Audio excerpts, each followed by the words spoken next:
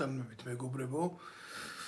დღეს მინდა რომ პირდაპირ ეთერში ჩავერთო ესეთი თემით, რომელიც ჩვენთვის ყველასთვის საინტერესოა.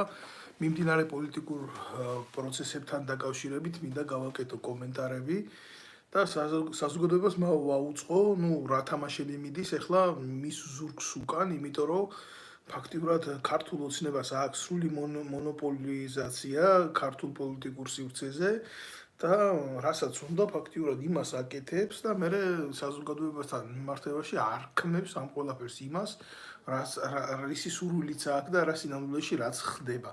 ხა შიგნით შიდა პოლიტიკურ გუნდში ეგენით საერთოდ თუ ამათ პოლიტიკური გუნდი ქვიათ, ხო?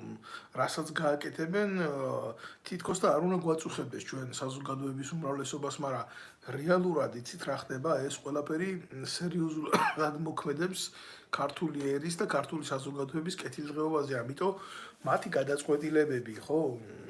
ავა თუ კარგად ხდება იმ მოსახლეობის სატკივარი, რომლის 2.800.000 კაცი 2024 წლის მონაცემებით არის ემიგრირებული უცხოეთში. ამიტომ გამომდინარე აქედან ახლა რა შეფასება უნდა მოყვეს ამას, რაც მოხდა, ცოტას დავწევ თქვენის ნებართვით. ამას მხოლოდ და მხოლოდ შეიძლება მოყვეს ის შეფასება, რომ ბიძინა ივანიშვილი აკეთებს ახალ ტრიუკს, უგაძრო ეს მისი სიტყვები არის და ამ ტრიუკს მალე მოახვევს ქართულ საზოგადოებას თავზე და თუ ახლა ვინმეს გონიათ, თქვენ თუ გონიათ, რომ აი ამ ღარიბაშვილის შეცვლით რამე ეშველება ქართველებს, ქართულ საზოგადოებას და საერთოდ ჩვენ პოლიტიკურ მდგომარეობას დადებით, ხო? აი ძალიან სერიოზულად ცდებით. ეს არის კიდევ ერთი და მორიგი ტყუილი ბიძინა ივანიშვილის და გარიგებული იმ ოპოზიციის, რომელიც მთელი ამ ხნის განმავლობაში ახდენს ჩვენი ერის ოკუპაციას. ეს არ არის მარტო მშრალი სიტყვები, ვინმე სალანძღავად, იმიტომ ეხლა დეტალურად გავარკვევთ რაში არის საქმე. პირველ რიგში ვიტყვით იმას, რომ უნდა აღნიშნოთ, რომ შესაკრებთა გადაადგილებით ჯამი რო არ იცვლება, ეს არის ძალიან მარტივი მათემატიკური ჭეშმარიტება. ხა პირიქით ვიტყოდი, ახლა ღარიბაშვილი იჯდა თანამდებობაზე, განაწილებული ქონდა პოსტები პოლიციაში, უშიშროებაში, აქ, იქ, იმის კაცი, იმის ბიძაშვილი, იმის ნათესავი, იმის ახლობელი, ბოლოს ისე იყო გათახსირებული და გარყვნილი, იმასაც კი არ ერიდებოდა, მამამისისთვის ფული ჩაერიცხა და სამთავრობო რეისი ეკირავებია ჩარტერი რომ მოეხსნა. სამთავრობო ჩარტერი პირადი ინტერესებისთვის. რომ გადაფრენილიყო იქ არა ქვია ჰამბურგში და ჰამბურგიდან მერე პირველი კლასის ბილეთებით ამერიკაში რო წასულიყო. ისე იყო გათახსირებული, რომ მაგაზე რო არაფერი არ ვილაპარაკოთ, ხო? ხა ვიღაცამ შეიძლება თქვას, რომ პრემიერ-მინისტრია პირველი პირია და მერე რა რო ასე გააკეთა. ჯერ ერთი მე თუ მკითხავთ, ძალიან მარტივ შეფასებას ვიტყვი, პრემიერ-მინისტრი, რომელსაც აქვს საერთოდ თავისუფალი დრო, მე ძალიან მეეჭვება, რომ საქართველოში ჩვენი სოციალურ-ეკონომიკური დაბალი განვითარების ქვეყნის პრემიერს უნდა კონდეს საერთოდ დრო იმისი სხვა ქვეყანაში დრო გაატაროს, თუნდაც საკუთარ ოჯახთან. იმიტომ რომ თუ ადამიანს დრო აქვს, მინიმუმ საკუთარ ქვეყანაში უნდა იყოს, რომ ოპერატიულად შეძლოს პოლიტიკურ-ეკონომიკურ პროცესებში ჩართვა. ახლა ეს ცალკე განხილვის თემაა, მაგრამ ეს იმ დონეზე გაირყვნა და იმ დონეზე გათახსირდა ღარიბაშვილი, რომ საკუთარ ცოლს ტყე აჩუქა. ვიღაცა ყანდურის დახმალებით უკაცრავად ცოტა გაციებულება და რა უბედურებაა ეს, იცით რასთან აქვს შეხება, ეს არის თანამედროვე ფეოდალიზმი. ეს არ არის მარტო ისეთი შემთხვევა, რომ კაცმა თქვა, რომ აი მე რა შეძლებული კაცია, მდიდარი კაცი, არა, ესაა ფეოდალიზმი. სადაც შვილები, ცოლები, დაწინაურებული კასტა, უახლოესი გარემოცვა, თავისი პერსონის განდიდება, პედესტალიდან ყურება საზოგადოებაზე, ეს არ არის მორიგი სიტყვები, მორიგი გამოსვლა, რომელიც ვიღაცის შეურაცხმყოფისთვის არის განკუთვნილი რა, ეს არის ჩვენი რეალობა.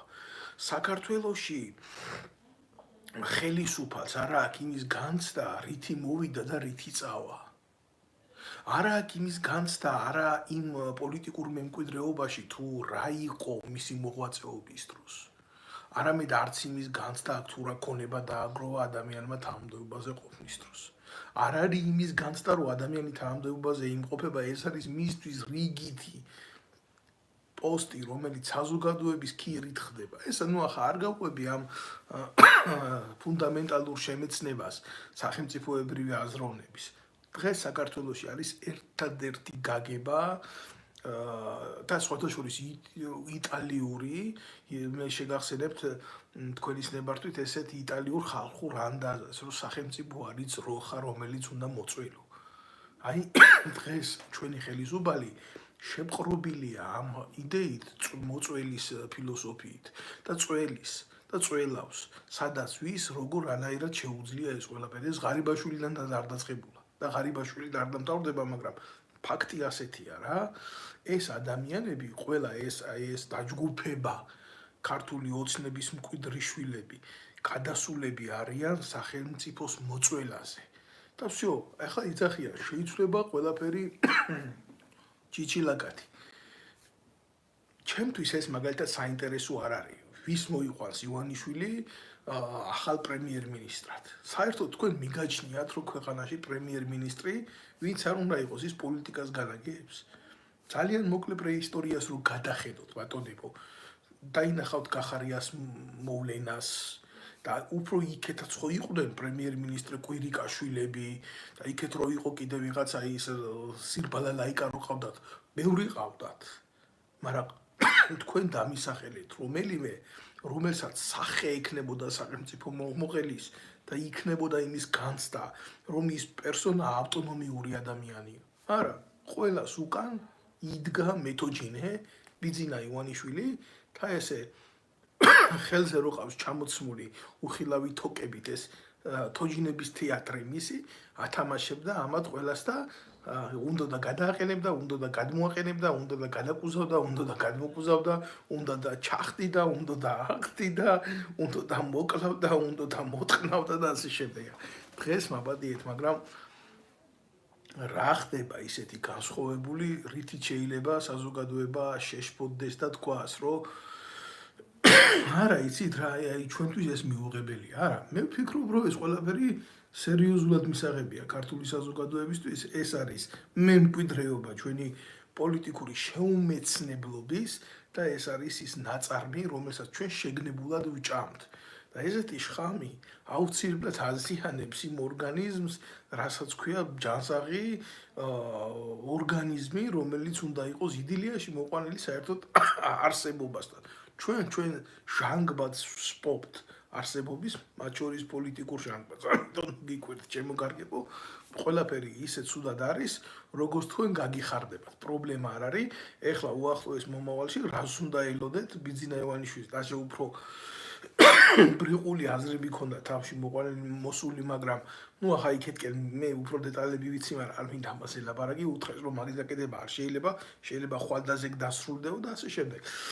ახლა რო იცოდეთ რეალობაში რა ხდება, ეს ყველაფერი არის ჩვეულებრივი რუსეთის პოლიტიკის ფილიალი საქართველოში, იმიტომ იქ რაც ხდება ანალოგიური უნდა მოხდეს აქ და მეზობელი ქვეყნები, ვინც დაინტერესებულები არიან თავისი პოლიტიკური მარიონეტების დასმით თბილისში, ეს გლობალური პოლიტიკა, ისინი ამზადებენ, ცდილობენ რევოლუციის გაკეთებას მიხეილ სააკაშვილის მომხრებით. რა თქმა უნდა, პირდაპირ გეტყვით რა, ეს წარმოუდგენელი მომენტია, იმიტომ დღეს არ არის ის მყიფე საზოგადოება, რაც შევარდნაძის დროს იყო, ეგენი მთელ ჯარს, მთელ პოლიციას ავტომატით დააცხრილიებენ საკუთარ მოქალაქეებს და საქართველოში აი ესეთი ფორმით, როგორც ამგენს უნდათ რევოლუცია არ მოხდება. ამისთვის ახლა სერიოზულად იძებნება საქართველოში დესტრუქციული ჯგუფები, რომლებსაც ეუბნებიან, რომ მნიშვნელობა არ აქვს, როგორი იდეოლოგიის, როგორი მიმართულების არ იქნება ეს ჯგუფები, მაგრამ ეუბნებიან. მზად ვართ ჩვენ თქვენ მოგამზადოთ, გასწავლოთ იარაღის ხმარება ყველაფერი ასე. ეს სწავლებები გარკვეულწილად მიდიოდა უკვე საქართველოში, მაგრამ რაც შეეხება პოლიტიკურ ტრიბუნას, როდესაც დაიწყება ეს პროცესი გადატრიალების, ხო, უფრო სწორად რევოლუციად მონათლული გადატრიალების რა. მაშინ ტრიბუნა იქნება ჩვენი და ჩვენ გავაკეთებთ ამ საქმეს. აი ესაა მთელი უბედურება და ყველას მიაჩნია რატომღაც რა, ვინც ამ სცენარს გეგმავს, რომ მიხეილ სააკაშვილი არის ის პერსონა, რომელიც ციხიდან წმინდანად გამოვა და ისევ დააჯდება ქართულ საზოგადოებას თავში. რა არის იცი? ეს არის მათი აზრის ნაყოფი. და ჩვენთვის რა თქმა უნდა ხელახალი შეურაცხყოფა და მიუღებლობა ისტორიის, მაგრამ ესეთი რაღაცა არსებობს იდეაში, არსებობს იმიტომ რომ საქართველოში არ არსებობს სამოქალაქო აზრი. საქართველოში არ არსებობს ჭეშმარიტი პოლიტიკური განწყობები, რაც ქმნის რეალურ პოლიტიკას, სენტიმენტალურ პოლიტიკას. თუნდაც სენტიმენტალურ პოლიტიკას, რომელიც ეროვნულ ძალებს მისცემდა იმის საშუალებას გაეკეთებია ქვეყანაში რევოლუცია. ეროვნულ ძალებს რო შეეძლოს ქვეყანაში გააკეთოს რევოლუცია, ვერცერთი უცხო ქვეყნის სადაზვერვო ობიექტი დღეს ვერ შეძლებდა ამ სცენარის გატარებას, რომ გადატრიალება მოეწყო რევოლუციის ფლაგმანის ქვეშ. მაგრამ ამაზე მიდის სერიოზული მუშაობა, მიდის სერიოზული ლაპარაკი, მიდის სხვა ანალოგიური დიფერენცირებული ძალებიდან და ბიძინა ივანიშვილს მე ვფიქრობ, რომ მშვიდად ყოფნის განცდას არ მისცემენ. ახლა გააკეთებს ვინმე, არ გააკეთებს ვინმე, როგორ არის ისიც ყველაფერი გალაქტიონ ტაბიძეს ძალიან კარგად ააქნა, თქვა მე ორ სხვა შუა ძველის ძველად საომარი იყო ლელოის გადარჩა და სახელად ეწოდება საქართველო.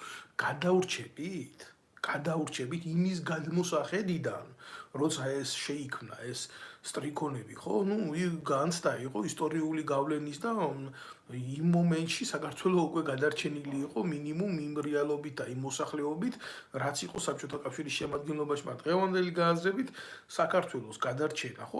თუ ესეთი შუა კავკასიური ომი ატყდა, ხო? ჩვენი გადარჩენის იმედი მე არ მაქვს, როგორც ერის, იმიტომ რომ მე როგორც წინა გამოსვლებში გითხარით, დღესაც გაგიმეორებთ, რომ საქართველოს მოსახლეობა მოქმედი შრომის უნარიანი დარჩენილია 800,000 კაცი და როგორც კი მოხდება ამ საზოგადოების განეიტრალება, და ეს ხალხი გაიყრება ან ემიგრაციაში, ან იქნება დაჭერილი, ან ციხეში წასული, ან ასე შემდეგ, როგორც ამათ აწყობთ, მე საქართველოს მოსახლეობის კოეფიციენტი დაჯდება ახალშობილებზე, გარდაცვლილებზე, ქმედი თუ უნაროებზე და ასე შემდეგ და საბოლოო ჯამში გახდება აუცილებელი ქვეყანაში სხვა ერის და სხვა ჯიშის შემოყვანა, რასთანაც დაკავშირებით ეგენი აწარმოებენ დიალოგს უკვე ჩინეთთან. და ჩინეთის ერთი სოფელს რო დაასახლებს ივანიშვილი და რა მნიშვნელობა გაღა ამას ღარიბაშვილის მეთაურობით გააკეთებს, კობახიძის მეთაურობით გააკეთებს, ტუვისის მეთაურობით გააკეთებს, საბოლოო ჯამში დამთავრდება საქართველო. გეუბნებით რომ ეს იდეა გაკეთებულია. იმიტომ რომ არსებობს ჩვეულებრივი სივრცის თეორიის ესეთი მოცემულობა, როცა ტერიტორია რჩება აუთვისებელი, მას მოდიან და იპყრობენ სხვა ერები და ახლა მნიშვნელობა არ აქვს პირველ ეტაპზე ამ უცხო ტომს და უცხო ხალხს რასაბუც მისცემენ და რითი გახდიან ვალდებულს ქართულ სახელმწიფოსთან, მაგრამ სახელმწიფოში, სადაც გენი და სისხლი არ არის ტრანსფორმირებული სახელმწიფოს მართვის მექანიზმთან და სახელმწიფო იდეოლოგიასთან, რომელიც ეროვნული ცნობიერებიდანაა გამოსული, ხო? მას აუცილებლად ემუქრება შეცვლა, გადაგვარება და გადაშენება. და დღეს ესენი იძახიან, რომ უნდა მოიყვანონ ღარიბაშვილის მაგივრად კაცი, რომელიც არის ჩიჩილაკა კობახიძე, რომელმაც ღიად განაცხადა, რომ მისთვის ეროვნული ცნობიერება ცოტა უცხოა და მე მგონი საშიშიცო.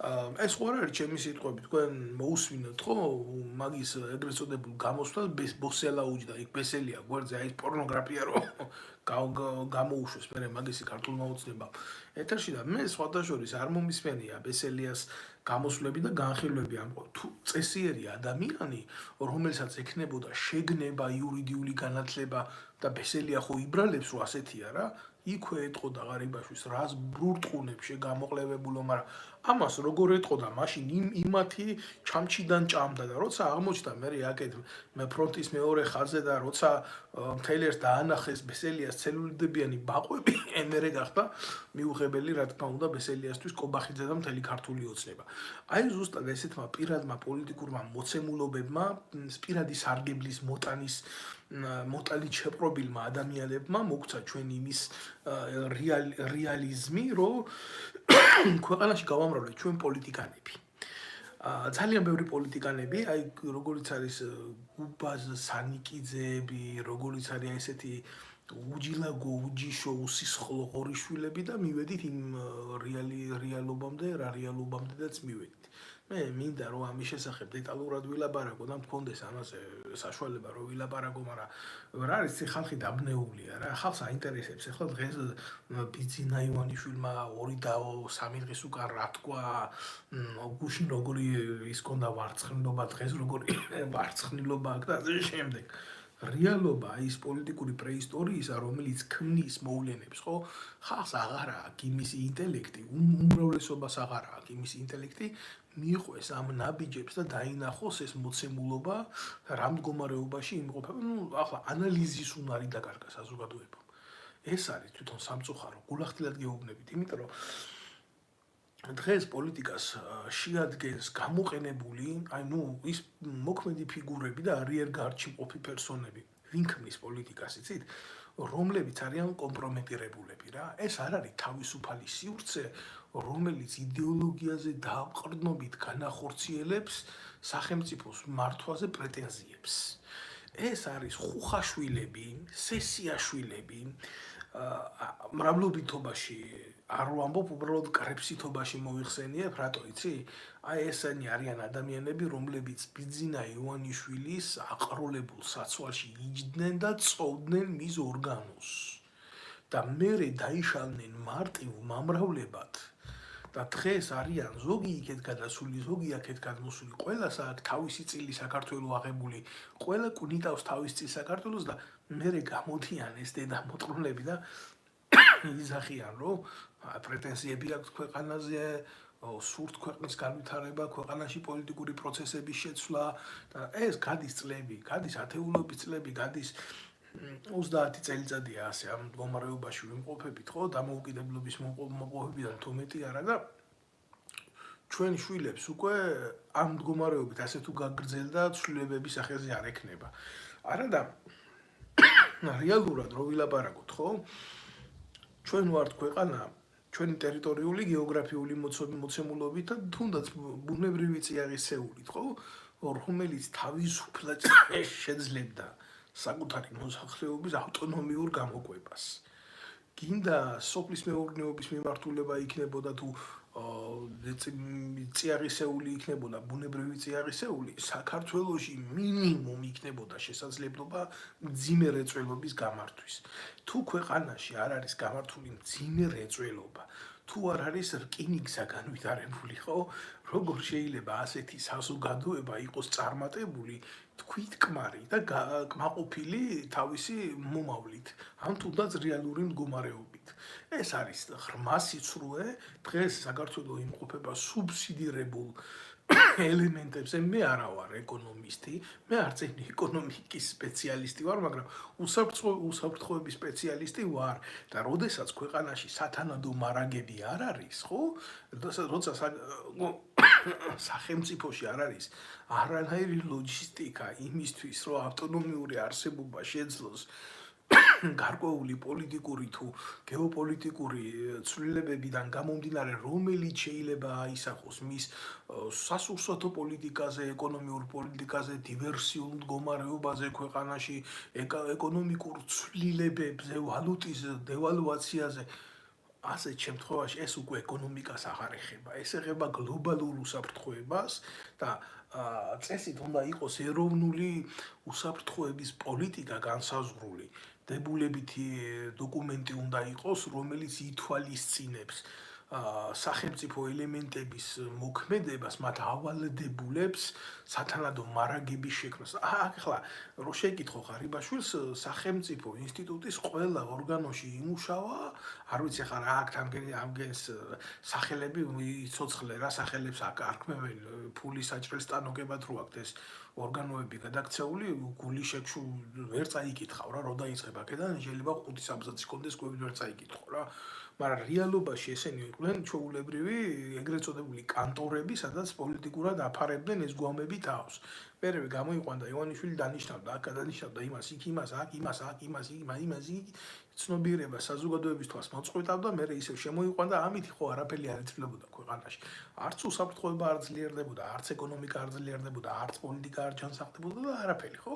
ჩვეულ დღესაც, აი დღეს რაც ხდება, ეს არის ამ ჩემი მოყოლილი პრეისტორიის უბრალოდ ხილული ტელევიზიის ეკრანებთან ფართოდ გაშუქებული გამეორებული სიტუაცია. აქ მეტი არაფერი არ ხდება, თქვენ რო იცოდეთ ბატონო.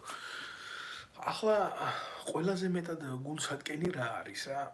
მე არ ვაპირებ დავდგე ახლა და ამ იდიოტის გამოსვლები განვიხილო რა ღარიბაშვილის, მაგრამ გამოვიდა კაცი და ილაპარაკა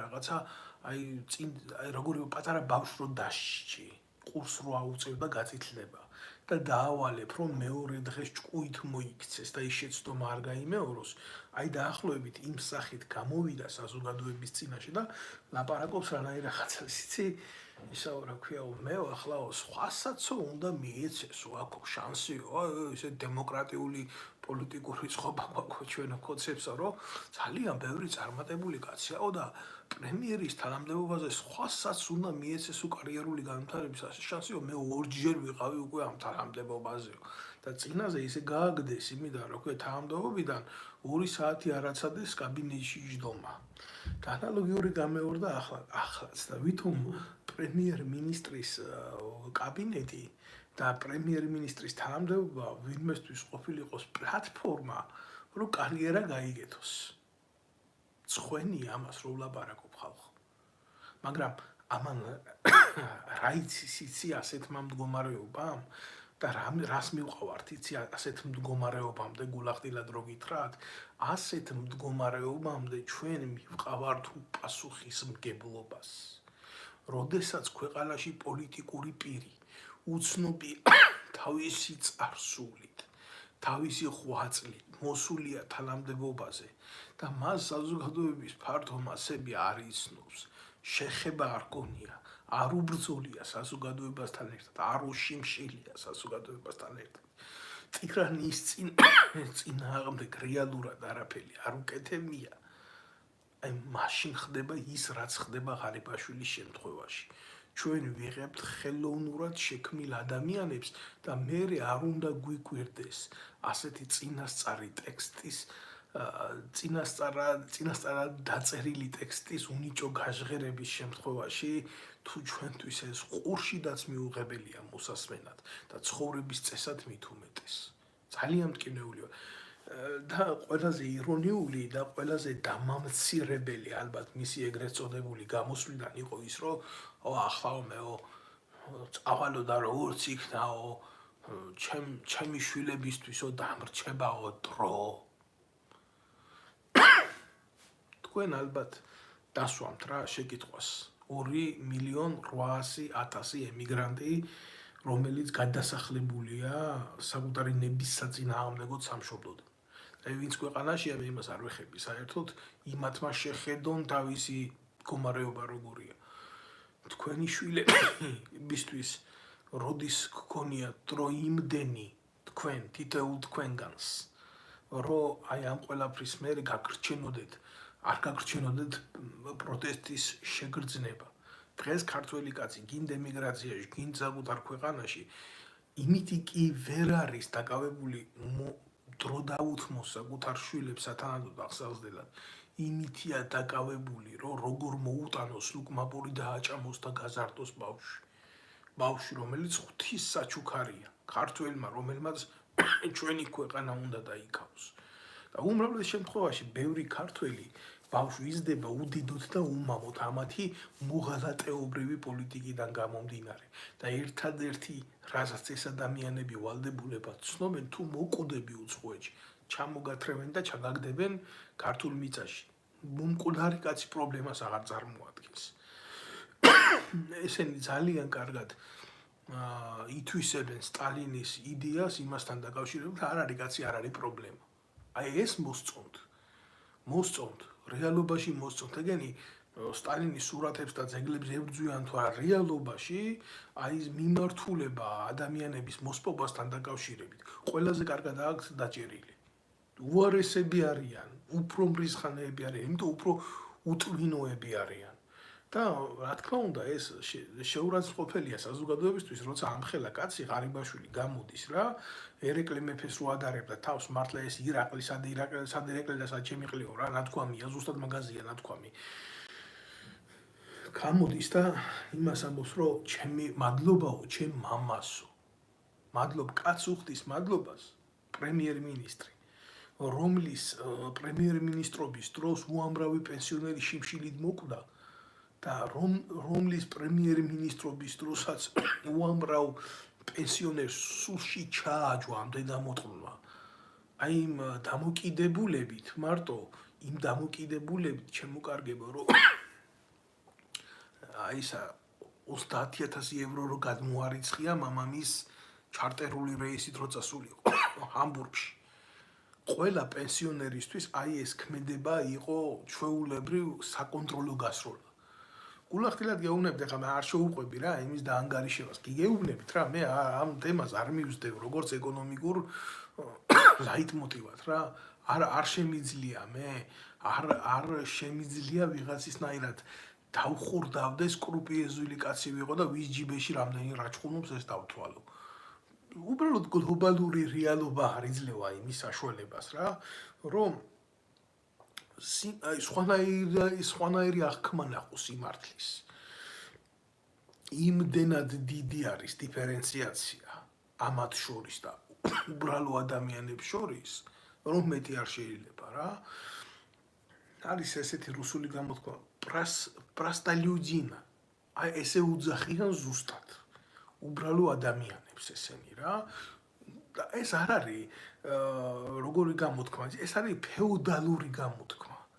უბრალო ადამიანები, ხალხი კი არა, უბრალო ადამიანები. ძაღლებთან, ღორებთან, კატებთან გაიგივებული სულები რა. აი ესეთი აღქმა აქვს ღარიბაშვილს და მის გარემოცვას, ახლა მის გამორემოცვას, რა თვითონ გარემოცვის წევრია ბიძინა ივანიშვილის რა. და რეალურად მე რომ მინდოდეს ამ ყველაფერს გავყვე ანალიზის სახით, რა არის სიმთელი უბედურება? აი ეს იქეთ ჩასახლებული ოპოზიცია, რომელიც რა თქმა უნდა უტევს რა კოცებს და კოცურ არიერგარდს ხელისუფლების დასაკავებლად, იმიტომ რომ ამათმა ხო უნდა აითვისონ ახალი სივრცეები. რასაკეთებს იცი? იმის მაგივრად, რომ რეალური მსაჯული იყოს. ვერც იქნება ვერასდროს რეალური მსაჯული ბიძინა ივანიშვილი და მისი ბანდა დღევანდელი პოლიტიკური მოცემულების, ანუ სააკაშვილის ბანდა ბიძინა ივანიშვილის მსაჯული ვერ გახდება, მაგრამ რეალურად ხო შეიძლება რაღაცა ელემენტარული განცდა იყოს პარიტეტის და რაღაცა ობიექტურობის, ხო? გადასული არის ამ პროვოკაციის პოლიტიკაზე, რომ ხარიბაშვილმა ერთხელ როგორ მოუტეხა ბიძინას ფული. ნახეთ რა არის მთელი უბედურება, ის რომ ქვეყანა დააქციეს. ამაზე კი არ ლაპარაკობენ, არა. ხარიბაშვილმა ბიძინა ივანიშვილს როგორ მოუტეხა ფული რაღაცა კერძო თემებში და ამის წამოწევით არიან დაკავებული, რომ მასა მილაპარაკოს ამაზე. რომ მე ბიძინამ ეს ყველაფერი ნახოს და თქვას, ოხ შეპროჭო, შეღარიბა, ეს როგორი ჩათლახი ყოფილიყარ და მე ეს ყველაფერი არ მწოდნია. ხედავთ რა შეასაქმე? სულ გაყიდული ბიძინა ივანიშვილი ნაციონალურ მოძრაობაზე, რომელიც თავიდანვე ცნობილი იყო ამათთვის ორივე თამაშებისთვის, ხო? კარგად იციან ამათი ფსიქოლოგიური დოსიე ნაცებმა, რომ ბიძინა ივანიშვილი ფულთან მიმართებაში და ფულის მოტეხვასთან მიმართებაში საკუთარ ახლობლებს და დესავებსაც კი არ პატიობდა არაბელს და ახლა ფიქრობენ, რომ მოდი დესტაბილიზაცია შევიდათ ასეთი სიუჟეტების გაკეთებით, იმიტომ რომ იქნება ირიონ და იქნება ამ ბურუში, ამ ქაოსში შეიქმნას ისეთი სიტუაცია, რომ ჩვენი სარგებელი მოვიტანოთ თუ ხელისუფლებაში ვერ მოვ. და რა პრობლემაა ამ ყველაფერში თუ ისარგებლებს მესამე და მეოთხე სახელმწიფო და ცდის მაგალითად გადატრიალების მოწყობას და ამას რევოლუციას დაარქმევს. ხა მე რატო ვლაპარაკობ ამაზე? ამაზე იმიტომ ვლაპარაკობ, რომ ჩემთვის პრობლემა არის თვითონ რევოლუციური აზრის დისკრედიტაცია რა. მე მიმაჩნია, რომ საქართველოში რევოლუცია უნდა მოხდეს. უნდა მოხდეს ფინანსური რევოლუცია, უნდა მოხდეს ფიზიკური რევოლუცია, უნდა მოხდეს სამართლებრივი რევოლუცია, ანუ ამ მიმართულებით უნდა მოხდეს რევოლუციები. და საბოლოო ჯამში უნდა მოხდეს სოციალურ-პოლიტიკური რევოლუცია. ცვლილებებია საჭირო. და ნუ იტყვის, რომ აი რევოლუციების დრო არ არის და რევოლუციები დაუღუპავს, აგერ საფრანგეთში 21 რევოლუციაზე მეტი იყო. მაგრამ გააზრება იყო მიდგომის აბსოლუტურად თავისუფალი, თუ არ მოწონდათ ის ადამიანები, ის დაჯგუფება, რომელიც აკეთებდა რევოლუციას, იმას მე კონტრრევოლუციას უკეთებდნენ. და ასეთმა, როგორ პრესმა, ასეთმა პოლიტიკურმა სიცოცხლემ საზოგადოებისა პოლიტიკურ მოვლენებთან გამოიწვია დემოკრატიის იმ დონეზე განვითარება, რომ დღევანდელ საფრანგეთში, ხო, იმის განცდა არა აქვთ, ეს რაღაცა პრეზიდენტი ჩასვეს ციხეში გაასამართლეს, ხო? ნუ თუ არ ჩასვეს გაასამართლეს, ხო? და ამაზე ის არ გამოდის და სააკაშვილივით არტირის ციხეში. ესე იგი, თუ მიხვალ იმ დონემდე, რასაც სასამართლო ქვია, ესე იგი მიხვალ და გქონია ამის მოტივები იქამდე, რომ ან დაიცავ შენ თავს, ან თუ არა მიიღებ ეკვივალენტურ სასჯელს შენქმედებებთან დაკავშირებით. და საქართველოში, კაცო, რა ხდება? არც სახელმწიფოს აღმასრულებელი ხელისუფლება, არც ჟურნალისტიკა, მით უმეტეს არც სასამართლო და არც საზოგადოების ცნობიერება თავისუფალი არა. ყველა მხრივ, ყველა ელემენტი ასეთ ლაკოფში და ასეთ უბედურებაში და ნეუხში როგორ შეიძლება რომ იმყოფებოდეს, ხო? ჩვენ უნდა მივიდეთ ერთ აზროვნებამდე. ჩვენ უნდა ვიცოდეთ ჩვენთვის საზოგადოებისთვის რა არის მარგებელი.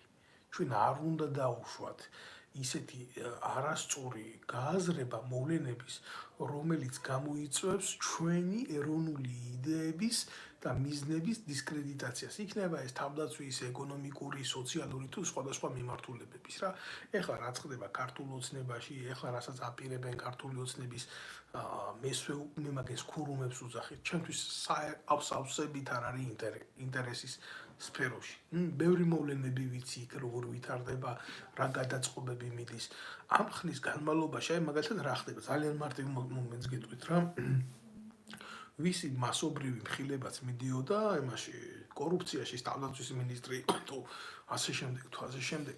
ამ ხალხს ყველას უბრალოდ შეუცვლიან პოზას რა, გადააბრუნებენ გვერდით, რომ მათი სახეები, ბლაგვი სახეები ფართო მასალას არ მოხვდეს თვალში და ისინი გააგრძელებენ არსებობას, როგორც აი იზორიები გადაასახლეს გერმანიაში, გერმანიის საელჩოში რო ჩასვეს და ასე შემდეგ.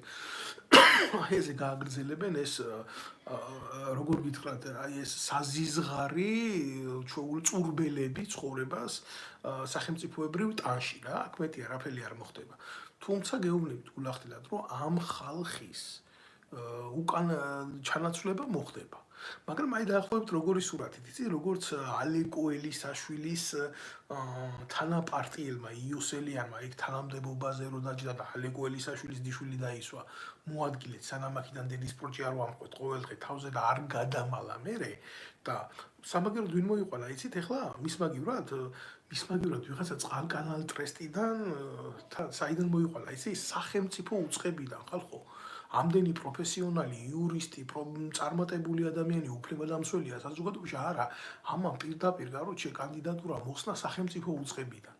რატო იცი? ჩვეულებრივი ბოზი არის ქართული ოცნების ეს იოსელიანი და ეს იყო შემომწირველი ქართული ოცნების პოლიტიკური პარტიის და ეს ხო ნუ არ იკრძალებაო, გეტყვიან, ქვეყანაში ნორმალური ფაქტია. აი დაახლოებით ასეთი კომბინაციებით მე მითო ვამბობ, რომ დღევანდელი მოცემულობა პოლიტიკური ეს არის შესაკრებთა გადაადგილების ჯამი არ იცვლება. უბრალოდ რა არის ძიმო, უფრო დამშეული მასა, რომელიც დაიწყებს თავისი კანდიდატების წინ წაწევას და რომლებიც შეეცდება ახალი წესრიგის მოყოლას ქოცურ სახელმწიფოში არა, ქართული ოცნების ბანკში. საქართველოს არის დღეს ქართული ოცნების პრივატ ბანკი რა. ხო და ნუ ამასთან დაკავშირებით მინდა გითხრას, რომ არ გაგიკვირდეთ, იმიტომ დაიწყება შიდა ინსტიტუციონალური ომები. ეს შიდა ინსტიტუციონალური ომები რას მოგვიტანს ახლა რა?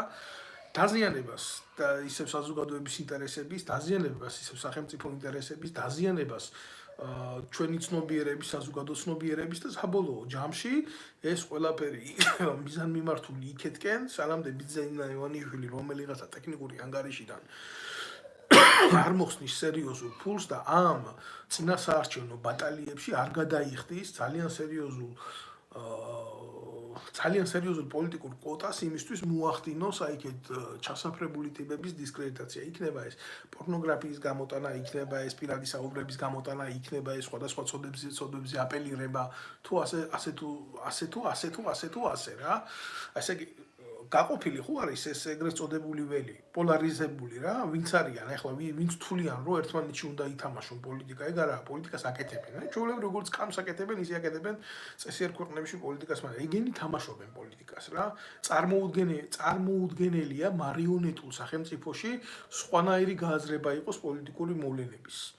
ამიტომ გულახდილად გეუბნებით მე ამას, რომ აი ამან ჩვენ შეიძლება მიგვიყვანოს ერთ მდგომარეობამდე ეს იქნება ძალიან რთული ჩვენი საზოგადოების და იმ 800,000 კაცისთვის რომელიც არის როგორც გითხარით შრომის უნარიანი თუ რა ის დანარჩენი ახლა ვინც არის ცოტაში ხო უმრავლესობა არის შრომის უნარო სოციალურად დაუცველი ან ინვალიდი ან მოხუცი ძალიან მძიმე სოციალური ფაქტორის ქვეშ მყოფი ადამიანი და ის 800,000 კაცი რომელიც შემოქმედი არის გარკვეული ბალანსის, ფინანსური ბალანსის, ხო, 1000 პრობლემის და ფსიქოლოგიური ტერორის ქვეშ არის მოქცეული იმისთვის, რომ ხვალდაზე რაღაცა ორი ლუკმა იშოვოს და გაიხანგრძლივოს თავისი ყოფა და შეუნარჩუნოს იმ ოჯახს, იქ დარჩენილ ოჯახს ლუკმაბური რა.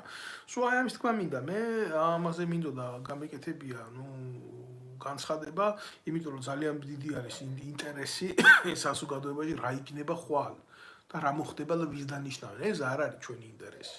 არ არის აბსოლუტურად საინტერესო ვინ დაინიშნება აქ იმ მინისტრად, ამ მინისტრად, მიაქცევთ ამას ყურადღებას, ჩათვლით ამას საჭირო თემად, რომლითაც შეიძლება თქვენი ცნობიერება დაკავდეს. თუ რა თქმა უნდა არ ახართ დაკავებული ჭორიკნობით რა.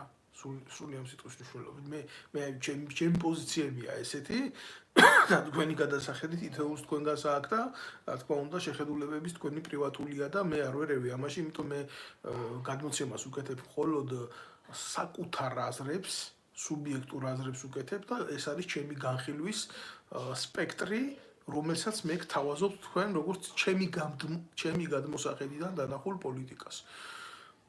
არც ერთ ეტაპზე არ გქონდეთ იმის განცდა, რომ აი რომელიმე იერარქი გინდა სასულიერო პირი ჩაგამოვა ქვეყნის საზოგადოების სახელმწიფოს და საკუთარ რელიგიის დასაცავად იბრძოლებს და იტყვის, რომ აი ეს მისაღები, ეს არა მისაღები, ეს დამღუპველია, ეს დამაქცეველია საზოგადოებისთვის, რელიგიისთვის, რწმენისთვის, ჩვენი მოსახლეობის. ასეთი განცდა თქვენში არ იყოს, იმიტომ რომ ასეთი თავგანწირვები დამთავრდა ჩვენს სამწუხაროდ უნდა ვთქვა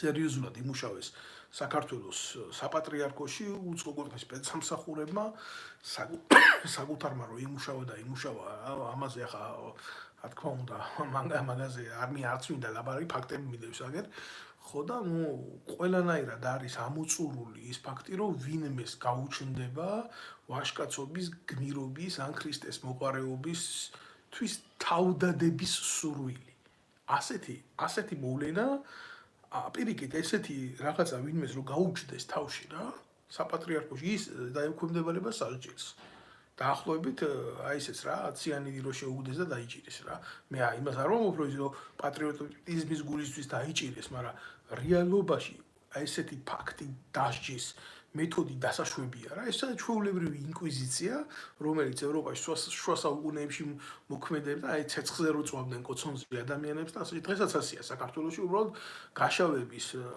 დამარცხების წიხლის გამოკვრის ჩაქოლვის და გაუბედურების სხვადასხვა მეთოდები არსებობს და ამ მეთოდებს ძალიან კარგად ცნობს ის ვინც უკვეთავს მუსიკას და მუსიკას დღეს უკვეთავს ბიძინა ივანიშვილი, იმიტომ რომ მას აქვს დიდი ფული და ის იხდის ამ ფულს ოპოზიციაშიც, ის იხდის ამ ფულს დღევანდელ ხელისუფლებაშიც, ის იხდის ამ ფულს იმ ადამიანებშიც, რომლებიც თითქოს და დაინტერესებულები არიან ქვეყანაში პოლიტიკის შეცვლით, ის უხდის ფულს ეგრეთ წოდებულ საელჩოებს, სადამდეც ის გაუდის მისი გავლენით, რომ შეინარჩუნოს გარკვეული სტაბილიზაცია და ამ ზუსტად მისი მოვლინება ღია პოლიტიკურ სივრცეში ეს არის ზუსტად მხოლოდ და მხოლოდ იმის მანიშნებელი რომ ის დარჩეს გავლენის ელემენტად სხვა აი ეს თამაშები სხვას მეც არაფერს არ ემსახურება ეს არის ესეთია საზოგადოება რომელსაც მართავს ავტოკრატი ოლიგარქი რომელსაც უზურპირებული აქვს ხელისუფლება და ყველაზე მეტი სამწუხარო რა არის, იცი, ის ლაპარაკობს სახელმწიფოს და ხალხის სახელით. თორე ასეთი წყობა, ოლიგარქიული წყობა, ოლიგარქიული გააზრება სახელმწიფოებრივი რაღაცა სისტემის, აი მოდიოდა ძველი საბერძნეთიდან, მაგრამ ამას განვითარება არ ქონდა. ოლიგარქიას. განვითარება პოვა ერთადერთმა ელემენტმა, დემოკრატიამ და სოციალურმა მიდგომებმა. ეს არის ჩვენი დედამიწაზე არსებული პოლიტიკური ისტორიის მკაფიო ანალიზის შედეგი. და სოციალურ პოლიტიკურმა განვითარებამ, ნაციონალურ იდეოლოგიურმა განვითარებამ, ნაცისტურმა მდგომარეობამ და გადარევებმა და გადაზავებებმა აი ესეთ ავანტიურებში მთელი მსოფლიო რამოდენიმეჯერ მიიყვანა დაღუპვის ზღვარზე. და დღეს ჩვენ თამაშობთ ოლიგარქიასა და დემოკრატიას შორის. ხო, ავანტიურაა ეს ჩვეულებრივი რიგითი ავანტიურაა, რომელსაც აქვს ისტორიული გამოცდილება ამ პოლიტიკური მმართველობის ფორმას. და არ არის ეს გამართლებული პოლიტიკური მმართველობის ფორმა. იმიტომ მე შემიძლია დეტალურად გითხრათ, რა ხდებოდა ანტიკურ ეპოქაში, როდესაც ოლიგარქია იყო გაბატონებული. და კარგი არაფერი არ ხდებოდა. აი ამის თქმა მინდა მე. ამაზე მინდა აქცენტი გავაკეთო, მაგრამ გამოვლიან ესენი და იტყვიან, რომ ოლიგარქიო კი არაო კაცო, ექვთიმია თაყაიშვილიო და ახასიათებს სხვათა შორის ოლიგარქიას ესეთ დამოკიდებულება, თვითგანდიდების მანიით შეპყრობა, დაწინაურებულ კასტებზე ფულის გადახდა და საკუთარი ინტერესების საზოგადოებაში ლობირება, ეს არის ოლიგარქებისთვის დამახასიათებელი რეკლამის ყიდვა. და სამწუხაროდ დემოკრატიულ საზოგადოებაში ასეთი ფორმა პოპულიზმის მიღებულია. მე ვფიქრობ, რომ ესა ძალიან ცუდი ფორმატი. მაგრამ ნუ რასიზმი დაშვებულია. სწორედ ასეთმა არასწორმა მიდგომებმა და დემოკრატიული საფარველის ქვეშ შეფუთვამ ამადი მანკიერების საშუალება მისცა ოლიგარქიას და ოლიგარქებს, კონკრეტულად ბიძინა ივანიშვილს მოსულიყო ხელისუფლებაში და დარჩენილიყო დღემდე ხელისუფლებაში. და რა თქმა უნდა, როდესაც ოლიგარქია იმარჯვებს, ყოველთვის მარცხდება ხალხი, ყოველთვის მარცხდება საშუალო ფენა და ღარიბი ფენის ყოველთვის საბოლოო განადგურება არის გამიზნული, იმიტომ რომ დაწინაურებული კასტა არასოდეს არ მისცემს სხვა ფენას მასავით არსებობის საშუალებას, თუ არა მასზე მეტად მყოფი პერსონებად ქცევის საშუალებას. ეს არის ძალიან მარტივი სოციალურ-პოლიტიკური მოვლენები, ამას რა დიდი განხილვა არ უნდა. მაგრამ ნუ ახლა პრაიმ ჰაუსის დონის საზოგადოებას მე ამას ვერ ავუხსნი. ამდვილად ვერ ავუხსნი. თავიდანვე თუ არ აქვს საზოგადოება შეგნებული სკოლიდან მოსწავლემ თუ არ იცის, რომ გახდება ის სრულწლოვანი, როგორი უნდა იყოს მისი არჩევანი, როგორი უნდა იყოს ის სახელმწიფო, სადაც ცხოვრობს, სადაც დაიბადა, სადაც გაიზარდა, სადაც არსებობს, სადაც შვილი ეყოლება, სადაც გადაწყვიტა მან ცხოვრება და მოღვაწეობა, თუ არა აქვს იმას პროექტად წარმოდგენილი, როგორი უნდა იყოს ის საზოგადოება, სადაც თვითონ იარსებებს, დაამთავრებულია გაზრდილ, ჩამოყალიბებულ, სამართლებრივად უფლება მიცემულ ახალგაზრდასთან ლაპარაკი და მისთვის პასუხის მოთხოვნა, თუ როგორი უნდა იყოს მისი არჩევანის უფლება. და მერე გამოდგებიან და იტყვიან იმას, რომ ეს არჩევანი ყველასი პიროვნული საკითხია და იმ ბუდკის მიღმა, რასაც უნდა იმას გააკეთებს. იმ ბუდკის მიღმა ყველას რასაც უნდა იმას აკეთებს, ბრჭყალებში, იმიტომ რომ იმასაც ვეღარ აკეთებენ. არსებობს ტელეფონი, უღებენ სურათს და მერე უგზავნიან, რომ 50 ლარი ჩაურიცხონ და თან დეობაზე დარჩენ. რაღაცა ძროხის მწველავათან ტუალეტის დამლაგებლად. აი ეს იცის რეალობაში ოლიგარქია. ასეთი მიდგომა აქვს ოლიგარქიას. ასეთი ცნობადობა აქვს, ასეთი ხასიათი აქვს სახელმწიფო მართვის იმ ფორმას, რომელსაც დღეს ჩვენ განვიცდით როგორც მწარე ხუნდები. მე ამაზე ვლაპარაკობ, მე ეს მაწუხებს. მე ამაზე ძალიან ბევრი შემიძლია ვილაპარაკო, მაგრამ გულახდილად გეტყვით, სურვილი არ მაქვს. არ მაქვს, იმიტომ რომ ძალიან ბევრჯერ ვილაპარაკე ამ ყველაფერზე და უკვე როდესაც ერთსა და იმავე გზას ბევრჯერ თელავ, შენ თვითონ გიჩნდება პროტესტი საკუთარ თავთან, რომ შეიძლება ასეთ საუბარ შედეგი არ კონდეს. აი რა თქმა უნდა, ადამიანს აგდებს ნიჰილიზმში მდგომარეობა ქვეყნის, რომელიც არ იცვლება. მე უბრალოდ ამ მოვლენებს უყურებ სხვანაირად. მე ამ მოვლენებს უყურებ იმ გაგებით, რომ ყოველთვის ჯერა იმ წყლის წვეთის, რომელიც ქვას თუ ბევრჯერ დაეცემა გახვრეთს. და მინდა რომ ვიყო ყოველთვის ოპტიმისტი. დავრჩი ოპტიმისტი. მაგრამ ძალიან მიჭირს რომ დავრჩი ოპტიმისტი, როცა ამდენ ნაგავს უყურებ და ამდენ გადინებას უყურებ ქვეყნიდან ემიგრაციის. ვაჭრობას რო უყურებ ჩემი საზოგადოების აი ამ ნაძირლებით. გული მტკივა, სულ აი ამის თქმა მინდა, მე და ამის თქმა მინდა, აი ამაზე მინდა, აღარ მინდა შეგეკითხოთ თქვენ ყველას, აი ვინც მიყურებთ, ვინც მოგვიერთეთ, შეხედავთ ამ ყველაფერს და ასე შემდეგ, ხო? როგორ წარმოგიდგენიათ თქვენი ქვეყნის ცხოვრება და განვითარება? როგორ წარმოგიდგენიათ? რა გინდათ თქვენ შვილებს მისცეთ, როგორი საქართველო გინდათ დაუტოვოთ? თუ თქვენ არ აგაქვთ იმის სურვილი, რომ იყოთ შემცვლელი ამ მოვლენების, მაშინ რა გინდა თქვენი შვილები დადგნენ თქვენს მაგივრად იმ ადგილზე, სადაც თქვენ უნდა იდგეთ?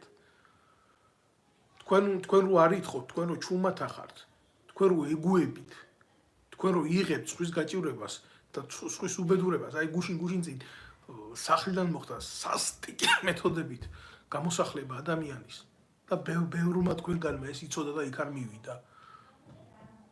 სანამ თქვენ სახთან არ მოვლიან, მანამდე არ ამოიღებთ ხმას? მანამდე არ დაუდგებით ერთმანეთს?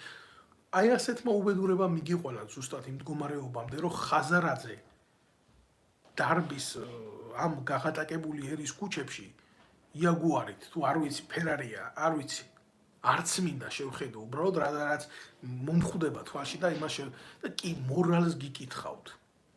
როგორ შეიძლება დაქცეულ ქვეყანაში, წაქცეულ ქვეყანაში მილიონერი პოლიტიკოსი იყოს წარმატებული ადამიანი და იმაზე დიდი ირონია რა გინდათ ქვეყანაში, რომ ხაზარაძე ლაპარაკობდეს, ხაზარაძე ათასობით ქართველი ოჯახის გამომსახლებელი და გამყრელი ქვეყნიდან კოლაბორაციონისტი ნაბიჯვარი, რომ თურმე ზამთარში არ შეიძლება ადამიანების გარეთ გამოსახლება. ვითომ მისი ბანკი თავდაცვის სამინისტროს მაღალი ჩინოსანთან გარიგებული არ ასახლებდა თბილისში მოსახლეებს, მათ შორის ზამთრის თვეში. მე რა ეს ხო ფართო მასალა არ იცის და კაროჩე რა მოხდა. მაგრამ ეს ხო სერიოზული მინუსია ჩვენი საზოგადოების, რომელმაც ხაზარაძე და მისი დამპალი გუნდი პარლამენტში დასვა. რა თქმა უნდა, ჯერ ცოტა პატარა კვოტით, მაგრამ როგორც კი ბურუსი გაიზრდება ქვეყანაში, იმ კვოტასაც ექნება გაზდა და მე უფრო დიდი ემითი შევლიან, რა ქვია, კვოტით შევლიან. და რა მოგვიტანა ამ მდგომარეობამ? ხაზარაძე არა მარტო ეკონომიკური მორალის მკითხავად დასვა ივანიშვილმა საქართველოში. არამედ ხელოვნების დამფინანსებელი გახდა, კულტურის დამფინანსებელი გახდა, ლიტერატურის დამფინანსებელი გახდა. და როგორი კულტურის და როგორი ლიტერატურის, იცი? საკუთარ დედასთან რო სექსუალურ ურთიერთობებზე წერენ, კითხულობენ და მუსიკებს უძღვნიან. თუ მაგას პროზა, პოეზია ან მუსიკა შეიძლება ეწოდოს. აი, ეს არის რეალობა.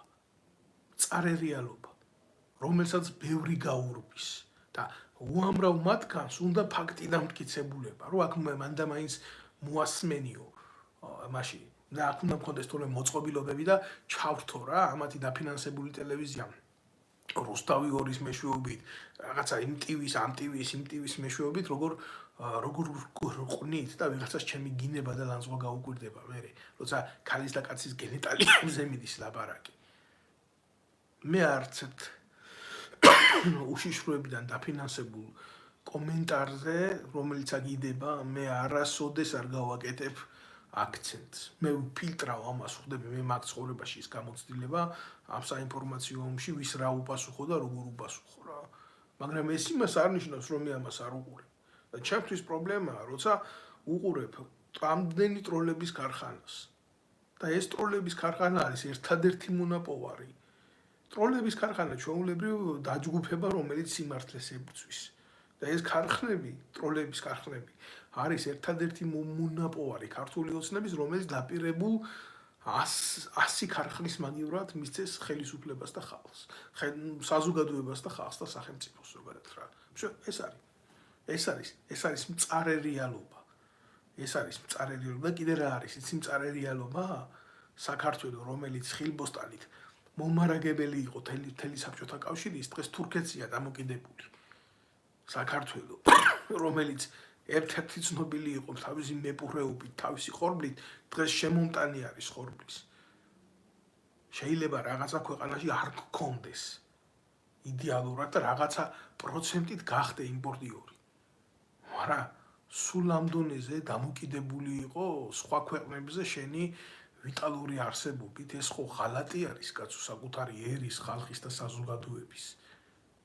აი რა ნებისმიერ ტიპს იქ მოვლიან სოფლის მეურნეობაში ხალხი, რომელიც აი ხარს და ძროხას ერთმანეთისგან ვერ ანსხვავებს და ასე იძახიან დედალი ძროხა და მამალი ძროხა. არის ასეთი კატეგორია მოსული, აი რა მიიყვანა განადგურებამდე სოფლის მეურნეობა. და ყველაზე მეტი უბედურება რა იცი, არავინ ხმას არ იღებს. რა მნიშვნელობა აქვს ხა ზოგისთვის არიჯო ხაზისთვის მაგალითად საქართველოში მოყვანილ მჭადს შეჭამს, როცა მაგის ის გაუჩნდება სურვილი თუ თურქეთში იქნება ეს მჭადი მოყვანილი რა. სულ ერთ ადგილზე არ ყიდია ამ კერძმოშიშულებულ ქოცების პროპაგანდონ მეტრაკეს, რომელიც იმედის ტელევიზიიდან შხამავს საზოგადოებას. და არა მარტო კაცო იქ არიან ბევრი კუზანოვის ცოლი და იქ ვიღაცა ნინი ბადურაშვილი ცხრათაობის ბოზი კაგებეშნიკი ეს რო ყავდა რა ქვია პრეისტორიული წარსული რო აქ მის უახლოეს ნათესაობას და დღეს კარგად ადაპტირებული და იქ მიშა სააკაშვილის უკანალში ნაჯდომიდან ამბობი. აი ესეთი ხალხია მოსული. და ამის მიღებას ახდენს ჩვენი საზოგადოება. აი ამათი ნაწარმის მიღებას ახდენს ცნობიერებაში ჩვენი საზოგადოება. არ შეუძლია მეტი. არა აქვს მეტი გასაკანი. ვერ იღებს ინფორმაციას. ძალიან პატარა მაგალითს გეტყვით რა.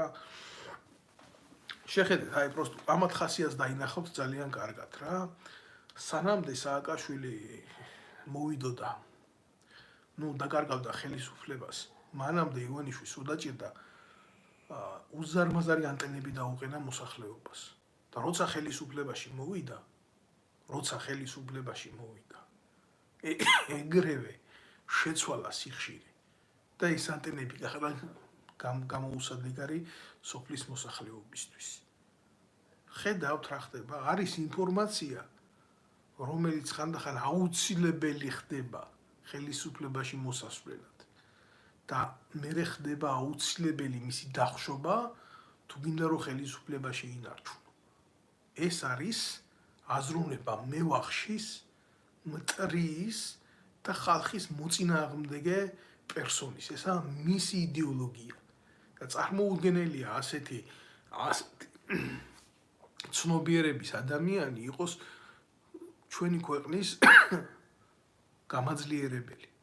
და ჩვენი ქვეყნისთვის რაღაცა კარგის მომტანი. მე სულ ლაპარაკობ ამაზე, მე ეხა ეს არ მინახია ვიღაცის გადმოცემით, ვიღაცის ყურში ჩურჩულით და ასე შემდეგ და იქ ვიყავი. იმ პოლიტიკურ მოვლენებში მონაწილეობდი და სხვათა შორის ძალიან მძიმე გასახსენებელია ეგ როცა ვიხსენებ, იმიტომ რომ დღეს რო ბარეული იქ კარგად ბალახობს ქართულ ოცნებაში, მე მახსოვს ეგენი მაშინ სად იყვნენ რა. ეგენი იყვნენ ან ნაციონალურ მოძრაობაში, ან იმალებოდნენ სახლებში. და უამრავი ადამიანი ჩვენ ვცდილობდით რომ გააღწნილება შეგვეცვალა. არ უშინდებოდით ამას და მერაბიშვილის პოლიციიდან დაწყებული პადიეზდებამდე დაგვძდებდა მერაბიშვილის პოლიცია. რომ დესტრუქცია მოეხდიან, რომ გავენადგურებიეთ. და ძალიან ბევრი ფაქტორი იყო ამისი. და ძალიან ბევრი შემთხვევა იყო ამისი. სამწუხაროდ გეუბნებით რა. და ესეთი ადამიანები გახდნენ მეორე დღესვე მიუღებელი ქართული ოცნებისთვის, როგორც კი ქართული ოცნება დაჯდა ხელისუფლებაში. და დაჯდა, როგორ დაჯდა? და რა ძალებით დაჯდა? დაჯდა ყველაზე მეტი ჩაჯმული ძალებით. ხიდაშელებით, უსუფაშვილებით, გუბასანიკიძეებით და ასე შემდეგ ბევრით, ალასანიებით. ბიძინა ივანიშვილმა იკადრა უკადრებელი ხელისუფლებაში მოსასვლელად. მოვიდა. და შემდეგ რა გააკეთა, იცით? იმათზე მეტი გააკეთა, ვინც შეცვალა. და რისთვისაც შეცვალა. დღეს ბიძინა ივანიშვილი ორჯერ უფრო მეტი საშინელი ადამიანია ვიდრე მიშა სააკაშვილი. გულახდილად გეუბნებით, ახლა რა გონია თქვენ რა მსხვერპლი არ აღავს ქართული ოცნების ხელისუფლებას? ყავს.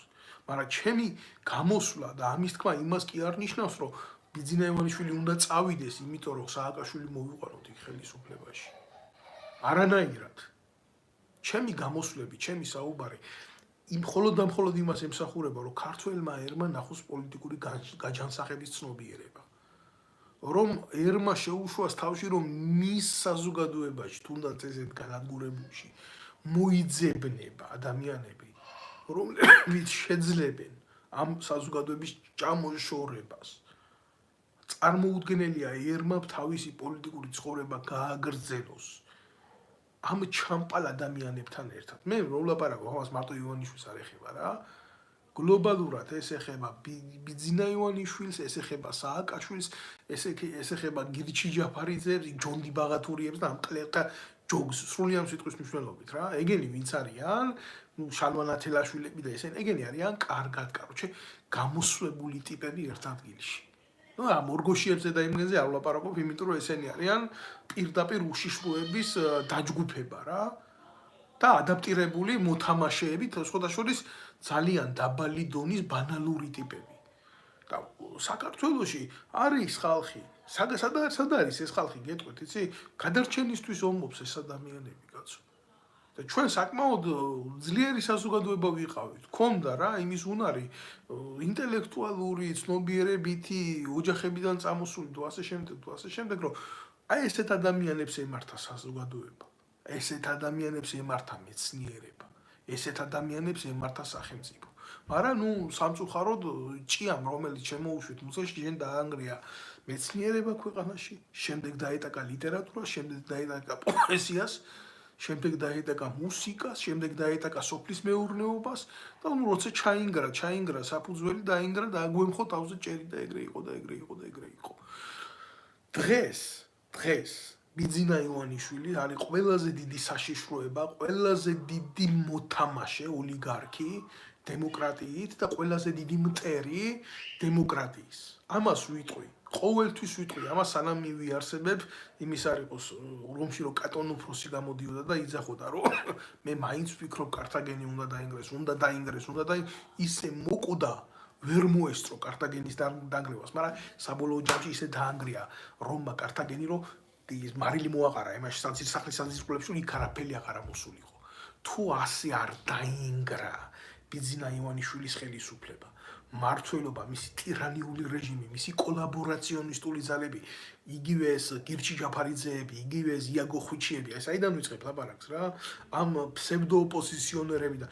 აი ეს ალიკო ყლელისაშვილი რო არის, აი მისი სახალხო დამცველი რო ყავს, იქ ვითომ იოსელი არის, ის პროჭის და კიდე ეს გუნდი ეგრეთ წოდებული ქალების, ქართველი ქალების, მაია სამნიძეები და იქ ხაზარაძის პარტიაში ერთი იმის სახელი დამავიწყდა, დედამოწყული ქალის ქუთაისელია ეს. არ ვიცი, არ მახსოვს რა, ვერ ვიტყვი, სახეზე მახსოვს, როგორი ბლაგუ სახი აქვს, მაგრამ ახლა ძალიან თვალში საცენი ყლექალა, აი პირდაპირ ვიტყვი, სრულიად სიტყვის მნიშვნელობით, როგორი ტიპია, ისი უნახავმა რა ნახა, რომელი დირკაში შეყოს თავი რო არ იცის რა. და იმდენად თამბეჭდავი სირქალაა, აი ამ მიმართულებით, რომ დამამახსოვრდა. და შე მამუკა ხაზარაძის სახეზე მეტად მახსოვს მისი სახის ნაკვთები რა, გულახდილად გეუბნებით ამას.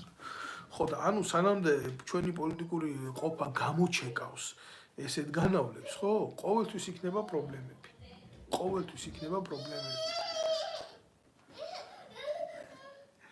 ჩემთან მოდი ჩემთან. მოდი შვიხტი, ეს არ მომასვენებდა ახლა. დაუქნია ხელი, რაღაცა ხდება. დაუქნია ხელი. რატო ბრაზობ? ახლა რო არის მე დავამთავრო ჩემი ვიდეო ლაივი და გავიდე და დაუთმო ამას დრო თუ არა არ მაძლევს ეს. ნახე აქ რა ხდება. რატო ტიროდი? კარგად ბატონებო, მე გისურვებთ თქვენ ყველას ბედნიერებას, ჩემი სურვილი იყო, აი ღე წიგნი მიჩადი. ჩემი სურვილი იყო რომ ამ ყველაფრის შესახებ მომეწოდებია ინფორმაცია მე თქვა რეალობა ჩემი ერთადერთი მოტივი არის ის რომ შეიცვალოს ქვეყანაში გარემო პოლიტიკური მძიმე პოლიტიკური გარემო ჩემი ერთადერთი მოტივი არის რომ საქართველოს და საზოგადოებამ მიიღოს განვითარება მიიღოს ჭეშმარიტი თავისუფლება და ვეზიაროთ ჭეშმარიტ დემოკრატიას ჩემი მოტივი ჩემი ბრძოლის მოტივი არის ეს თორე ერთი კაცი როგორც მე დავით ნემსაძე მომნახავდი იმ მთავრობაშიც ამ მთავრობაშიც და ყველა მთავრობაში ერთ მშვიდ ადგილს მაგრამ თუ ადამიანი შენი ქვეყნისთვის ხარ მოწადინებული იბრძოლო სადაც უსინდისობა იქ სამშობლოს ვერ ნახავ რა იქა ბუნკერი ყოველთვის როგორც სამწუხაროდ ჩვენ დღეს გვჭირს მთელ ერს რა და მე არ გისურვებ ყველას რომ იცხოვროთ უსამართლობის ბუნკერში იმიტომ ნებისმიერი ადამიანი არის იმის ღირსი რომ იყოს თავისუფალი წავედი ახლა